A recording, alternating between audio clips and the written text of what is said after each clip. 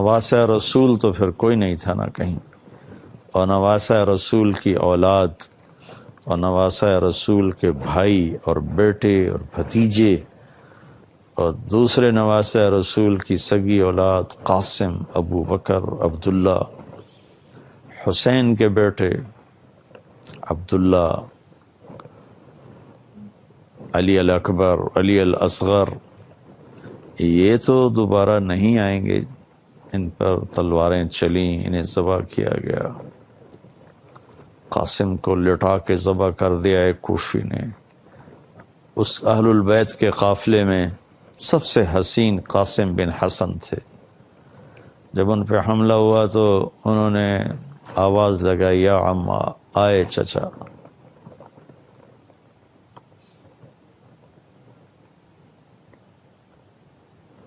حسین رضی اللہ تعالیٰ عنہ خود زخموں سے چور تھے، زخمی شیر کی طرح جھپٹے، لوہے کی دیواروں کو چیرتے ہوئے جب پہنچے تو بھتیجا اپنے نانا کے پاس جا چکا تھا،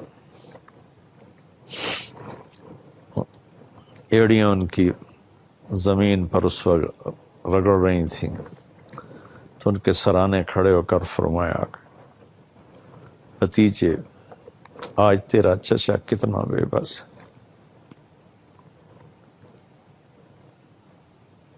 کہ آج تیری فریاد کے باوجود وہ تیری مدد کے لیے نہ پہنچ سکا۔ اور آپ نے ان کو اٹھایا اور سینے سے چمٹا لیا اور دونوں بازو میں ایسے بھینچ لیا اور ان کی لاش کو لے گئے پیچھے جہاں اہل البیت کی لاشیں پڑی تھیں، ان کے ساتھ ان کو بھی لٹا دیا۔ تو ایسے شہزادے کہاں سے آئیں گے؟ ظلم تو بعد میں بھی بڑے ہوئے، ہر دور میں فرعون بھی آتے رہے، ظالم بھی آتے رہے، لیکن خانوادہ رسول میں نواسے کہاں سے آئیں گے؟ نواسوں کی اولاد کہاں سے آئے گی؟ اور ایسے وہ 72 جان نثار کہاں سے آئیں گے کہ دھرتی نے ایسے وفادار کم ہی دیکھے ہوں گے۔ تو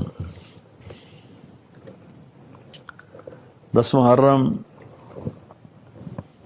ہم نے اسے صرف رونے دھونے کا دن بنا دیا ہے،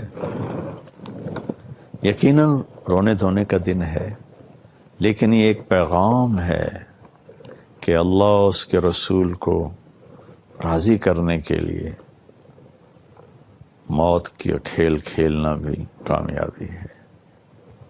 آج کل ہم پیسے پہ بکے ہوئے ہیں، چیزوں پہ بکے ہوئے ہیں، کرسیوں پہ بکے ہوئے ہیں، عہدوں پہ بکے ہوئے ہیں، شیعہ و سنی و یزید کو گالیاں دیے جا رہے ہیں۔ کچھ بے وقوف ہیں جو یزید کو امیر المومنین ثابت کرنے کے چکر میں ہیں۔ اللہ تعالیٰ مجھے بھی سمجھ دے، ان کو بھی سمجھ دے، ورنہ امت متفق ہے۔ امام احمد بن حنبل رحمۃ اللہ علیہ سے کسی نے پوچھا کہ کیا لوگ یزید سے بھی، کوئی لوگ ایسے بھی ہیں جو یزید سے پیار کرتے ہیں؟ تو امام احمد بن حنبل نے فرمایا کہ کیا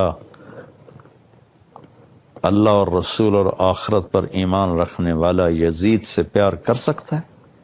یہ اہل السنت کے امام ہیں احمد بن حنبل، میں یہ ان کی بات نقل کر رہا ہوں کہ کیا آخرت، اللہ پر، آخرت پر ایمان رکھنے والا یزید سے پیار کر سکتا ہے؟ نہیں کر سکتا۔ لیکن حیرت کی بات ہے، کام سارے وہی کرتے ہیں جو وہ کر گئے۔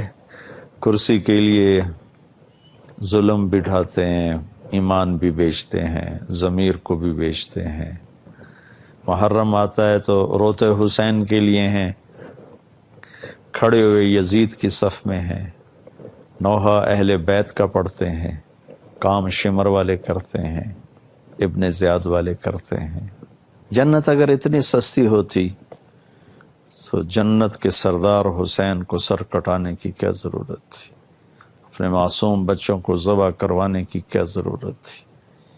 اپنے خاندان کے سر نیزوں پہ چڑھانے کی کیا ضرورت تھی؟ جنت کا راستہ ایک زندگی ہے جو میرے نبی لے کر آئے ہیں، جسے اپنانا پڑتا ہے، تب جا کر یہ راستہ طے ہوتا ہے۔ اللہ ہمیں اہل بیت کی قربانی کی قدردانی کی توفیق عطا فرمائے۔ اس سے عظیم کائنات میں کوئی گھر نہیں ہے۔ انما یرید اللہ لیذہب عنکم الرجس اہل البیت ویطہرکم تطہیرا، اس سے بڑا کوئی گھر نہیں ہے۔ جب وہ قربان ہو گئے تو ہم اتنا ہی کر دیں، رشوت چھوڑ دیں، جھوٹ چھوڑ دیں، ظلم چھوڑ دیں، جوا چھوڑ دیں، چوری چھوڑ دیں، زنا چھوڑ دیں، قتل چھوڑ دیں، ڈاکے چھوڑ دیں، ماں باپ کی نافرمانی چھوڑ دیں، حرام کمانا چھوڑ دیں، ملاوٹ چھوڑ دیں، کھوٹ چھوڑ دیں، ماں باپ پر ظلم چھوڑ دیں، بیویوں پہ زیادتی ظلم چھوڑ دیں، کسی کا حق نہ ماریں۔ اللہ ہمیں عمل کی توفیق۔